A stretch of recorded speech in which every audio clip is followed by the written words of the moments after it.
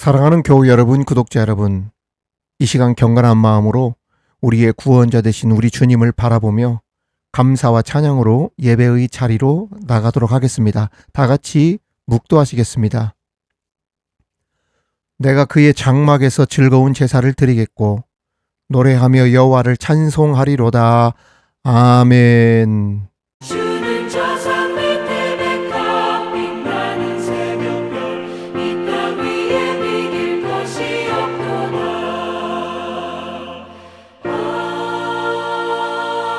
아멘. 모든 찬양과 영광과 존귀를 받으시기에 합당하신 주님, 흔들리는 세상 속에서도 주의 말씀을 의지하여 참된 평안을 누리게 하시고 오늘 또 하나님을 예배하는 자리에 서게 하시니 감사합니다.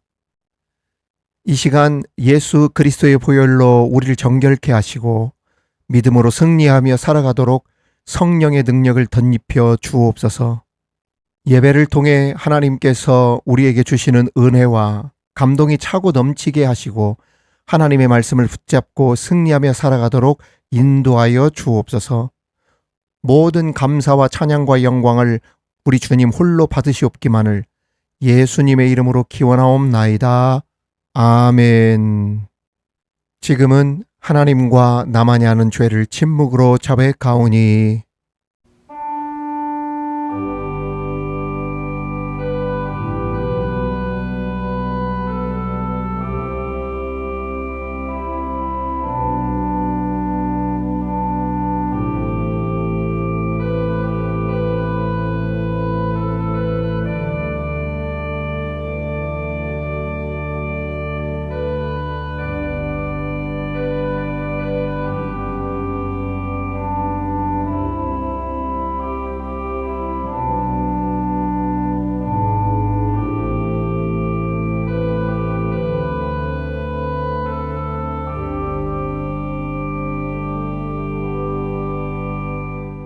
주께 내 죄를 아뢰고 내 죄악을 숨기지 아니하였더니 곧 주께서 내 죄악을 사하셨나이다. 아멘. 나는 전능하신 아버지 하나님 천지의 창조주를 믿습니다. 나는 그의 유일하신 아들 우리 주 예수 그리스도를 믿습니다. 그는 성령으로 잉태되어 동정녀 마리아에게서 나시고 본디오 빌라도에게 고난을 받아 십자가에 못 박혀 죽으시고 장사된 지 사흘 만에 죽은 자 가운데서 다시 살아나셨으며 하늘에 오르시어 전능하신 아버지 하나님 우편에 앉아 계시다가 거기로부터 살아있는 자와 죽은 자를 심판하러 오십니다. 나는 성령을 믿으며 거룩한 공교회와 성도의 교제와 죄를 용서받는 것과 몸의 부활과 영생을 믿습니다. 아멘.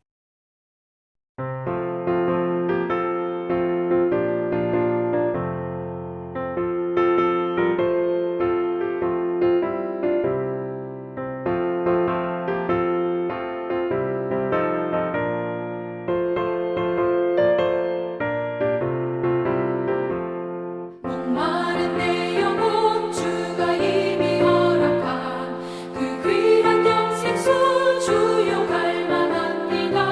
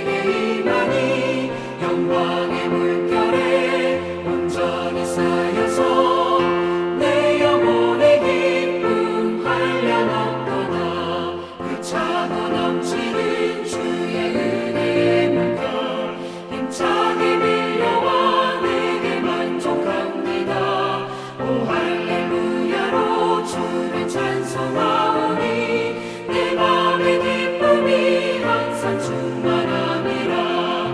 예수의 사랑 예수의 사랑 바다 물결같이 내게 임하니 영광의 물결에 온전히 쌓여서 내 영혼의 기쁨 한량없도다.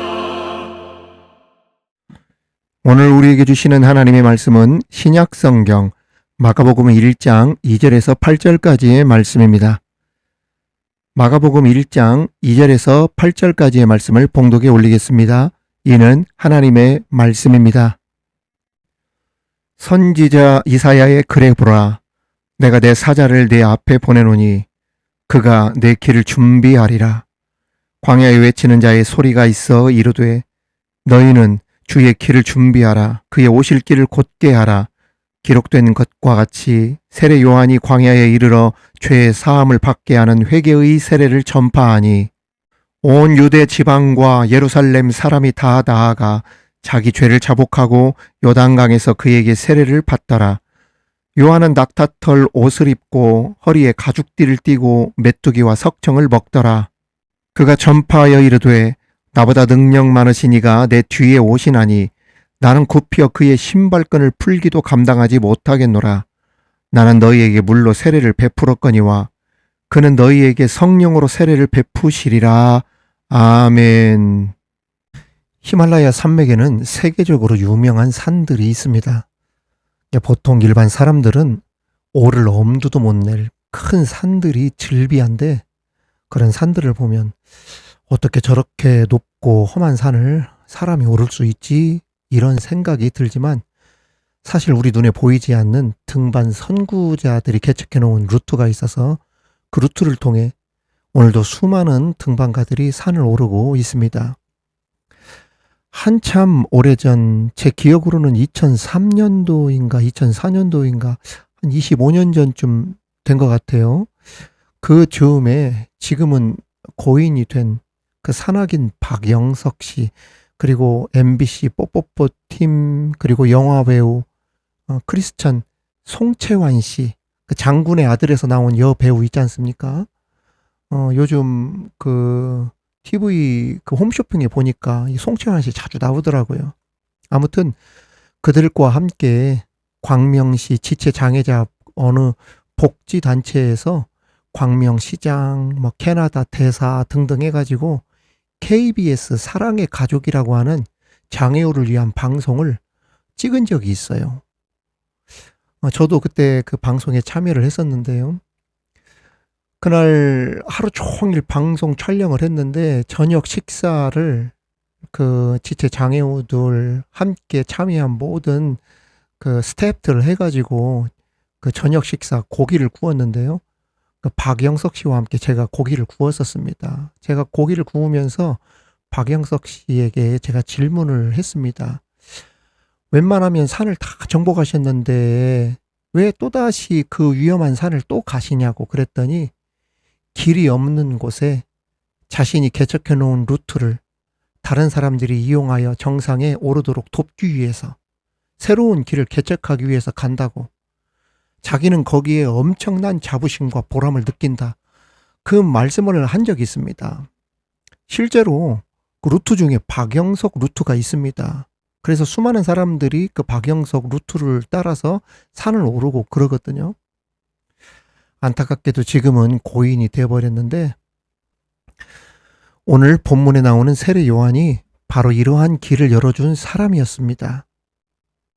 세례 요한은 사람들을 향해 앞으로 당신들이 만나게 될 말씀이시고 복음이시고 구원자이신 분이 우리 가운데 오시는데 여러분들이 그분을 꼭 만나기를 바랍니다. 그분은 예수 그리스도이십니다. 그 길을 처음으로 열어준 사람이 바로 세례 요한입니다. 복음서에 등장하는 인물 중 예수님과 가장 연관이 깊은 인물을 고르라고 한다면 세례 요한을 들 수 있습니다. 누가복음에 따르면 세례 요한은 출생 때부터 예수님과 연관이 되어 있습니다. 그리고 하나님의 말씀을 예수님보다 먼저 선포하기 시작했고 특히 예수님에게 세례를 베푼 사람이 바로 세례 요한입니다.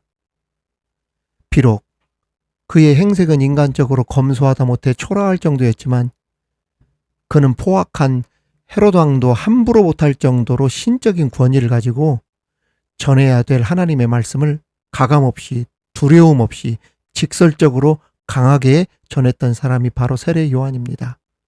그러면 오늘 본문을 통해 하나님께서 우리에게 어떤 말씀의 은혜를 주시는지 그 은혜를 함께 나누도록 하겠습니다. 첫 번째, 광야에서 복음이 시작됐다는 겁니다. 복음은 광야에서 시작이 되었다. 예수 그리스도의 복음의 시작이라는 말씀은 복음이 시작된 곳, 복음이 선포된 장소를 뜻합니다. 놀랍게도 복음의 시작이 어디에서 시작됐다? 광야에서 시작됐다는 겁니다. 여러분, 이거 굉장히 중요한 말씀입니다. 복음의 시작이 로마의 수도에서도 아니고 그리스의 아테네도 아니었고 심지어 예루살렘에서도 아니었습니다. 이 복음의 시작이 어디에서 시작이 되었다? 아무도 살지 않는 광야였어요. 그 광야에서 세례 요한과 예수님을 필두로 하나님의 복음이 시작되었던 겁니다. 여러분, 광야가 어떤 곳입니까? 광야는 철저하게 사람들로부터 소외된 곳입니다. 아무것도 없는 황무지, 황량한 곳, 화려함과는 거리가 먼 곳입니다. 사람이 살기 어려운 곳, 어떻게 살아야 할지 대책이 없는 곳이 바로 광야입니다. 특히 이스라엘 백성들에게 광야는 매우 특별한 의미가 있던 곳이죠. 이스라엘 백성들이 출애굽한 후에 홍해를 건너 곧바로 들어간 곳이 광야였기 때문입니다. 그곳은 물도 없고 그늘도 양식도 없는 곳입니다. 집을 지을 수도 없고 농사도 지을 수 없는 황무지요 불무지였습니다. 오죽했으면 이스라엘 백성들이 모세를 향해 우리가 모세에게 속았다 이러면서 광야에서 지도자 모세를 죽이려고 했겠습니까? 광야가 그런 곳이에요. 그리고 바벨론 포로에서 이스라엘 자손들이 돌아올 때에도 어디를 거쳤습니까? 광야를 거쳤어요. 그렇다면 왜 하나님은 그 백성들을 구원하신 이후에 이렇게 광야로 항상 이끄셨을까요?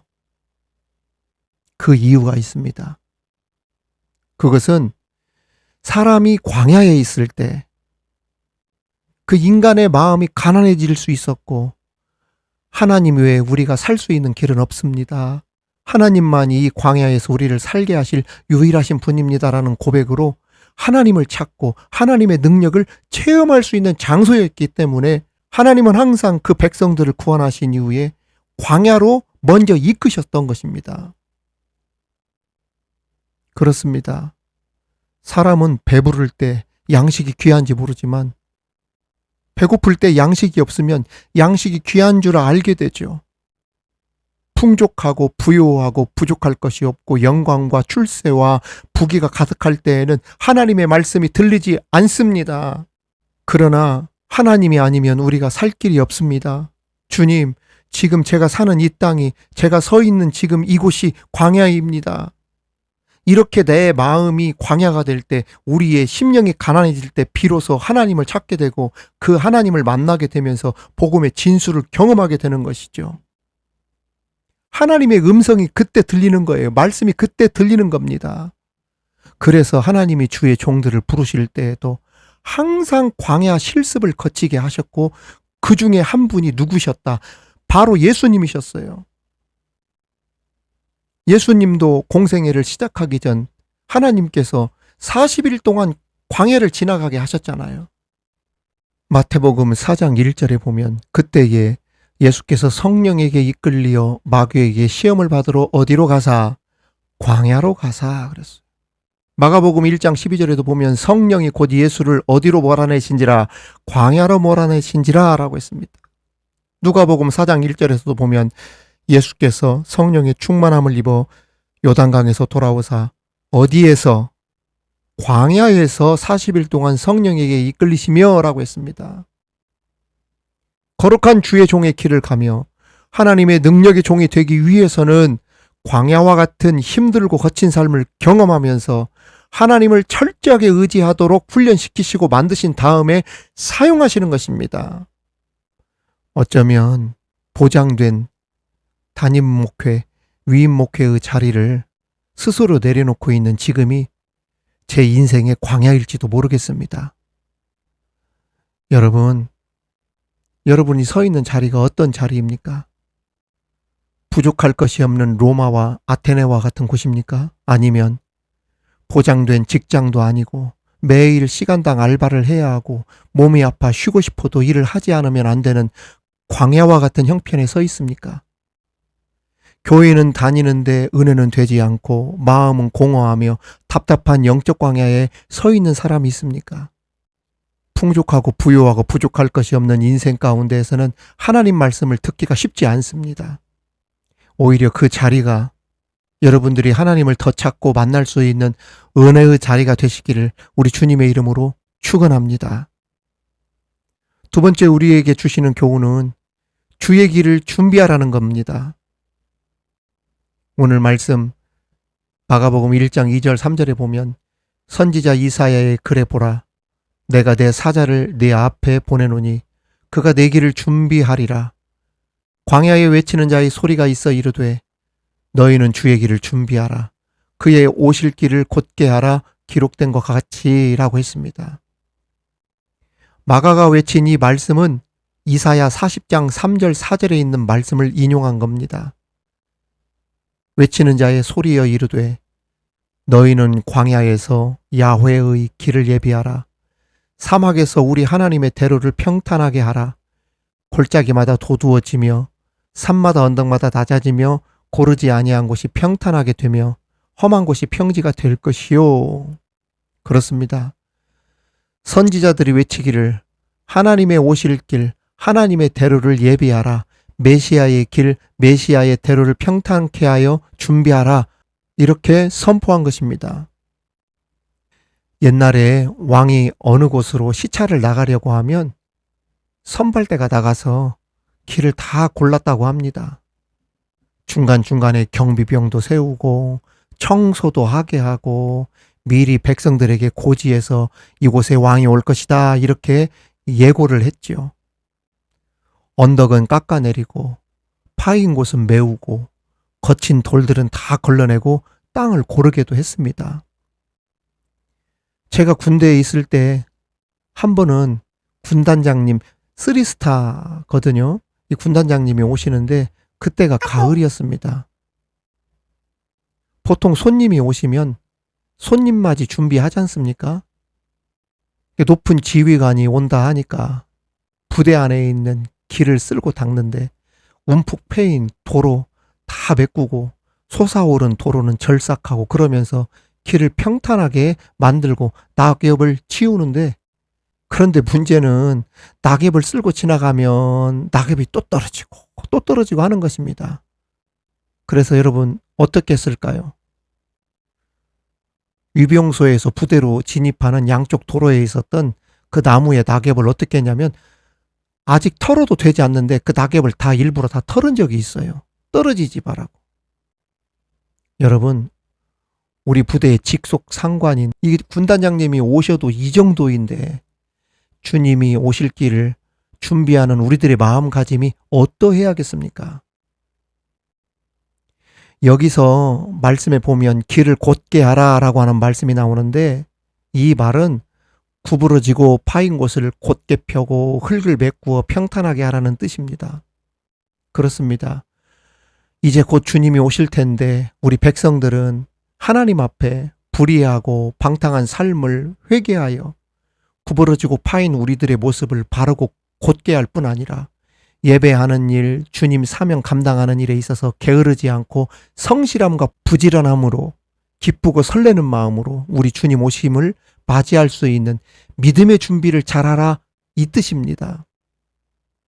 사랑하는 교우 여러분, 구독자 여러분, 이 땅에 사는 동안 언제나 우리 주님 오심을 기대하고 바라보며 우리 마음속에 있는 교만과 탐욕의 산들 낮추고 미움과 원망과 불평의 골짜기들을 메우고 거칠고 과격한 성격들 잘 다듬어서 온유하게 만들어 우리 주님을 열심히 잘 섬기며 맡은 일에 헌신하다가 우리 주님 오심을 맞이할 수 있는 그 준비를 철저히 잘할 수 있는 주님의 귀한 자녀들 다 되시기를 우리 주님의 이름으로 축원합니다.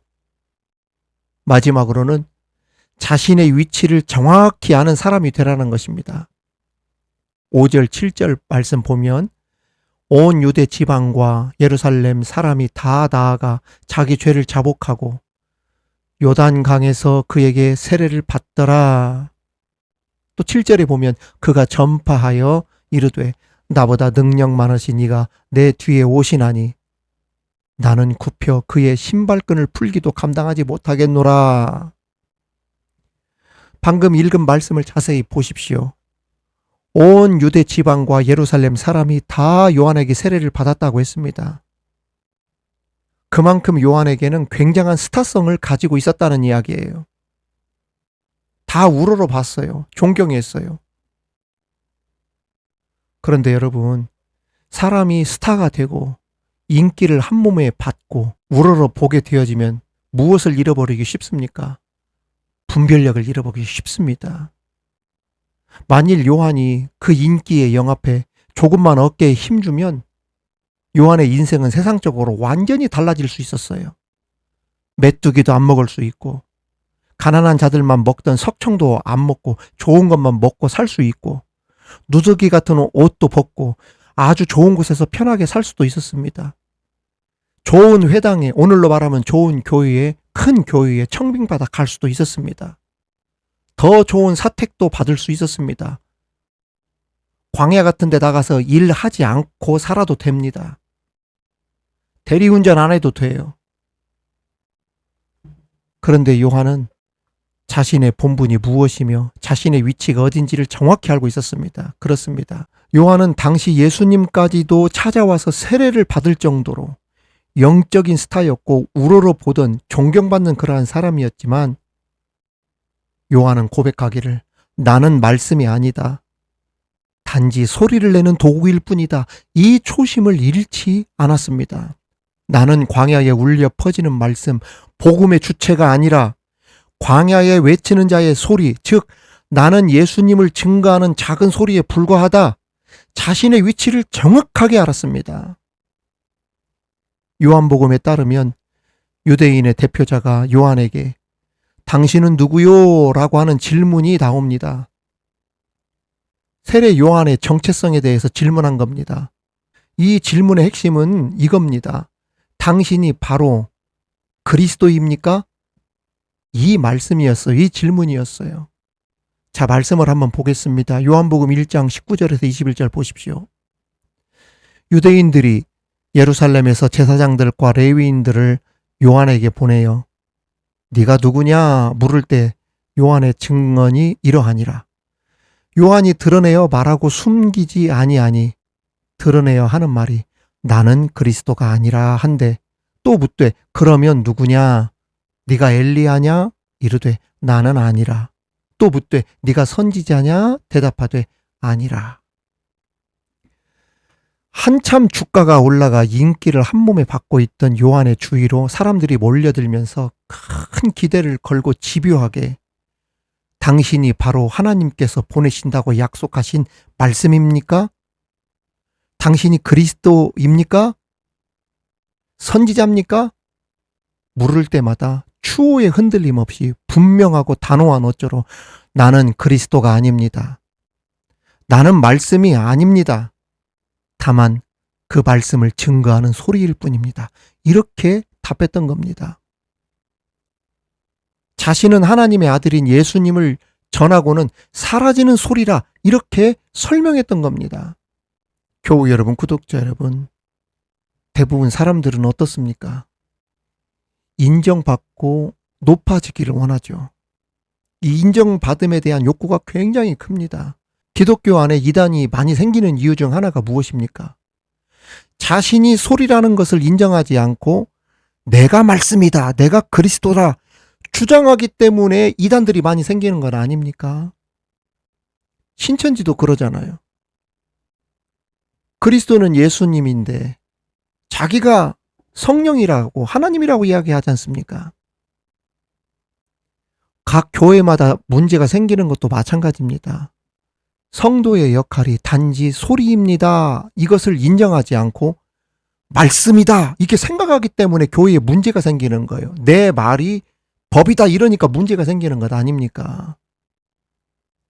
단지 광야와 같은 세상에 복음을 증거하는 소리의 역할로 도구로 부름을 받았는데 자기 자신 스스로가 교회에서 말씀이 되어서 막 주목받으려고 하고 자기 말이 법이라고 막 이야기를 하고 주장하고 자기와 의견이 틀리면 막 화내고 이러니까 문제가 되는 것 아닙니까? 그래서 교회가 문제가 생기는 거예요.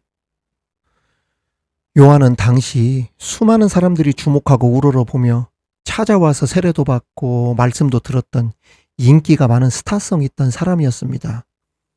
하지만 요한은 이러한 유혹에 흔들리지 않았습니다. 왜냐하면 하나님 앞에 자신이 누구인지를 정확히 파악했기 때문입니다.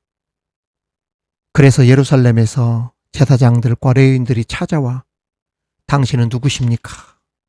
말씀입니까? 그리스도입니까? 이러한 질문에도 주저함 없이 두려움 없이 자신이 누구인지를 뚜렷이 밝혔던 것입니다. 이러니 많은 백성들은 물론 심지어 헤롯까지 요한을 두려워하고 존경하고 그랬던 것 아니겠습니까? 심지어 요한은 이런 고백까지 했습니다. 내 뒤에 오시는 그분을 나는 단지 소개한 사람일 뿐인데 그분의 신발끈조차도 맬 수 없는 사람이다. 이런 말을 하면서 자신을 한없이 낮췄고 이러한 겸손함이 있었기에 소위 거지 같은 생활을 하는데도 어떤 사람들보다도 그의 신적인 권위와 능력 앞에 압도되었던 것입니다. 사랑하는 교우 여러분, 구독자 여러분, 네가 누구냐라는 질문 한 번만 하지 않았습니다. 이 말은 우리가 사는 세상에서 당신은 누구입니까? 라는 질문이 끊임없이 이어진다는 것을 의미합니다. 그리고 사람들이 이러한 평가에 굉장히 민감하다는 것을 의미하죠. 사람들은 사람들의 평가 속에 끊임없이 흔들립니다. 승진에 민감할 수밖에 없고 어떤 사람들은 사명이라는 이름의 직분이나 위치에 관심을 가진 사람들도 있습니다. 그리고 한두 마디에 쉽게 상처를 받기도 하고 한두 마디에 금방 우쭐거리기도 합니다. 그런데 여러분, 내가 누구인지를 모르면 내용보다 소리인 나를 자꾸 보게 됩니다. 하나님이라는 진짜를 못 보여주고 가짜인 나만 보여주다가 끝나버리고 사람들에게 실망을 주게 되는 것이죠. 우리는 누구처럼 되어야 되느냐? 요한처럼 되어야 됩니다. 요한처럼 내가 누구인지, 나는 사라지고 낮아지고 없어지는데 내 안에 있는 주님을 보여주고 주님을 높일 때 사람들은 비로소 광야와 같은 세상에서 주님을 만나게 될 줄 믿습니다. 이제 광야와 같은 세상에 주님의 오실 길을 예비하는 우리 모든 성도들이 되기를 축원합니다. 또한 광야와 같은 세상에 주님 오실 길을 준비하지 못한 자들에게는 광야에 외치는 소리들이 되시길 바랍니다. 마지막으로 네가 누구냐라고 하는 끊임없는 민감한 질문 앞에서도 나는 말씀이 아니다. 단지 소리일 뿐이다. 도구일 뿐이다. 모든 영광을 우리 주님께 올려드리고 겸손한 자가 되시기를 우리 주님의 이름으로 축원합니다. 축원합니다. 하나님 아버지, 우리는 단지 소리일 뿐이고 도구일 뿐입니다.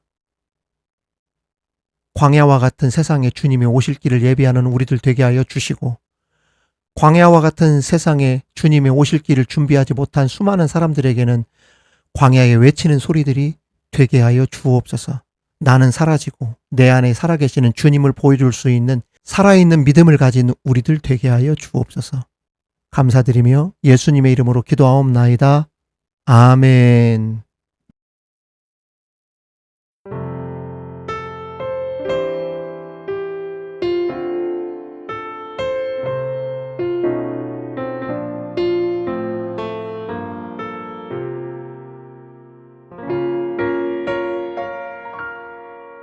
왜 나를 깊은 어둠 속에 홀로 두시는지 어두운 밤은 왜 그리 길었는지 나를 고독하게 나를 낮아지게 세상 어디도 기댈 곳이 없게 하셨네.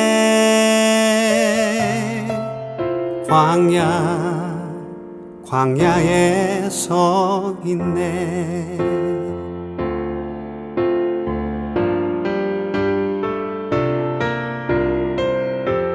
주님만 내 도움이 되시고 주님만 내 빛이 되시는 주님만 내 친구 되시는 광야. 주님 손 놓고는 단 하루도 살 수 없는 곳 광야에 서 있네.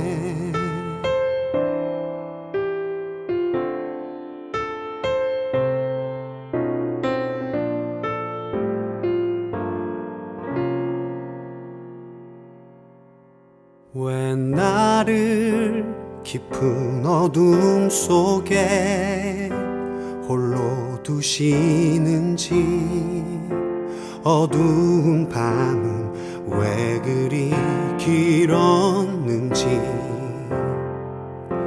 나를 고독하게 나를 낮아지게 세상 어디도 기댈 곳이 없게 하셨네.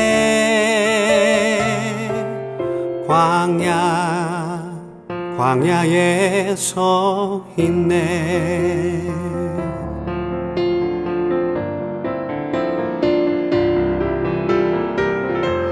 주님만 내 도움이 되시고 주님만 내 빛이 되시는 주님만 내 친구 되시는 광야. 주님 손 놓고는 단 하루도 살 수 없는 곳 광야.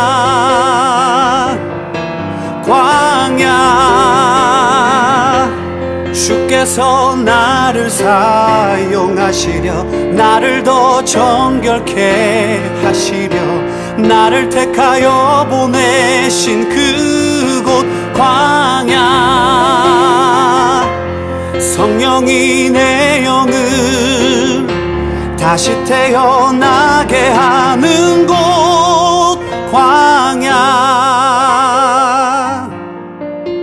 광야에 서 있네.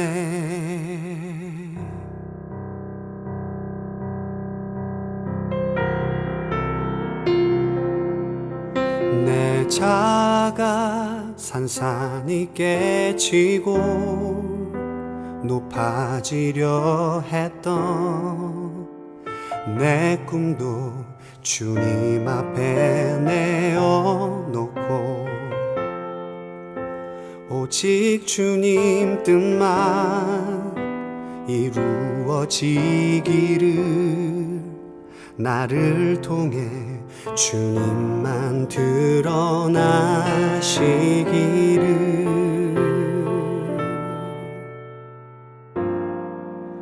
광야를 지나며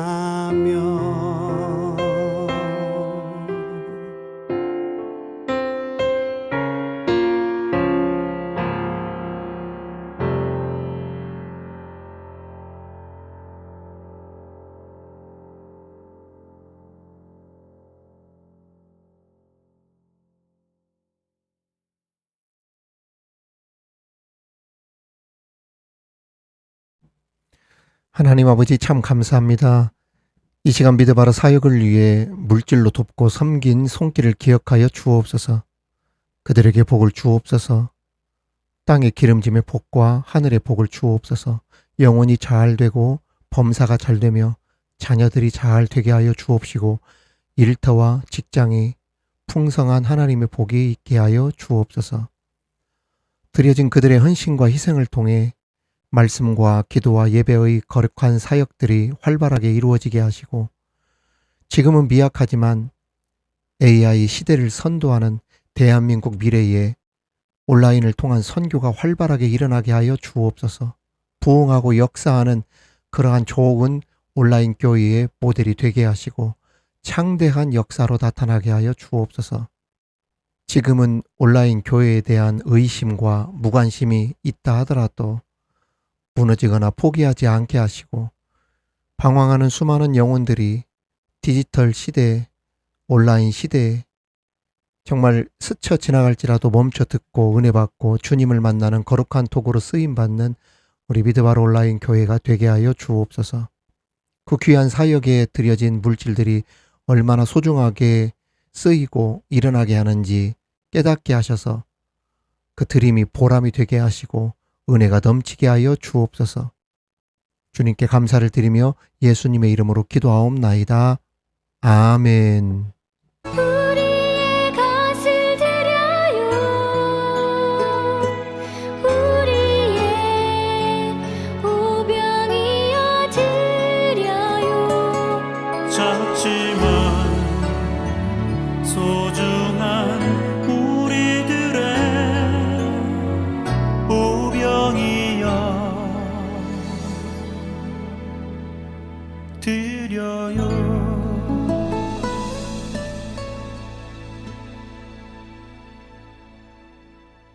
미드바르 이야기, 미드바르 소식입니다. 우리 함께 이 시간 축복하며 인사하겠습니다.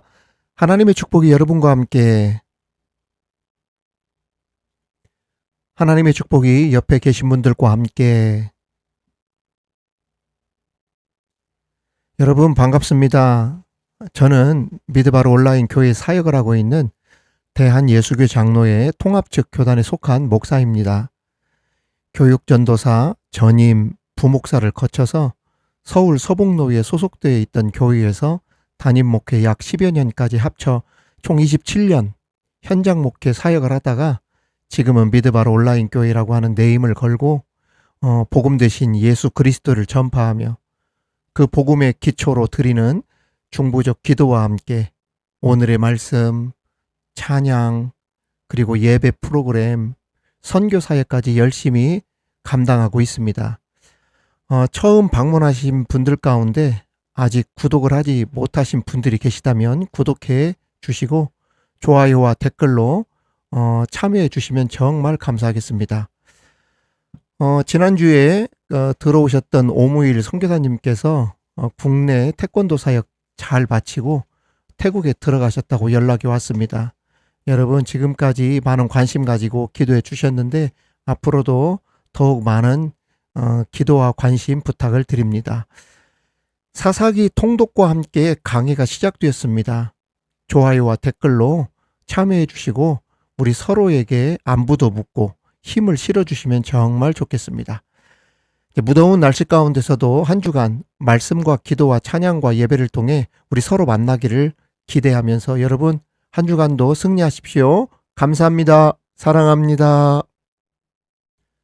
지금은 우리 주 예수 그리스도의 은혜와 우리 하나님의 크신 사랑과 성령님의 교통과 위로 충만케 하심이 광야와 같은 세상에 우리 주님의 오실 길을 예비하는 성도들이 되길 바라며 나가는 우리 미드바르 온라인 교회 모든 성도들 머리 위에, 방송 사역 위에, 자녀들과 일터 위에, 사랑하는 조국 대한민국과 열방의 선교지 위에 지금으로부터 영원토록 함께 하시기를 간절히 축원하옵나이다.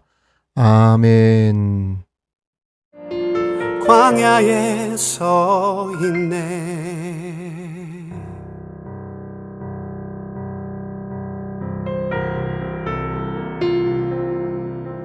내 자가 산산이 깨지고 높아지려 했던 내 꿈도 주님 앞에 내어놓고 오직 주님 뜻만 이루어지기를 나를 통해 주님만 드러나시기를.